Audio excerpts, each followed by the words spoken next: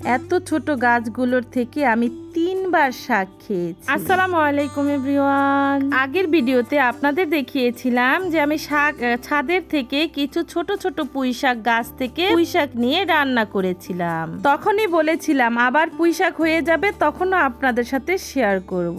তো আজকে আপনাদের সেটাই শেয়ার করব। দেখেন কয়েকদিন আগে কিন্তু আমি এই পুঁই শাকগুলো ছিঁড়ে খেয়েছিলাম। একেবারে পুরো টব খালি করে পুঁই শাকগুলো নিয়ে গিয়েছিলাম, তাই না? বৃষ্টি পেয়ে এমন সুন্দর আবার ভরে গিয়েছে, আবার আমার একদিন খাওয়ার মতো শাকও হয়ে গিয়েছে। সেই পুরনো ডালটার থেকে বারবার পুঁই শাক জন্ম নিচ্ছে। এগুলো আল্লাহর রহমত ছাড়া আর কি বলবো বলেন। আলহামদুলিল্লাহ, মাশাআল্লাহ। আর এই যে এখন যে টবটা দেখছেন এটা আমার বোনের টব। কিছুদিন আগে আমার বোনও এই টবটা এনে লাগিয়েছিল পুঁই শাক, আলু শাক। অ্যাকচুয়ালি বৃষ্টি পেয়ে আরো শাকগুলো এত সুন্দর হয়েছে, মাশাআল্লাহ মাশাআল্লাহ। বৃষ্টি কিন্তু এখনো ছিল, দেখছেন ছাদ পুরো ভিজা।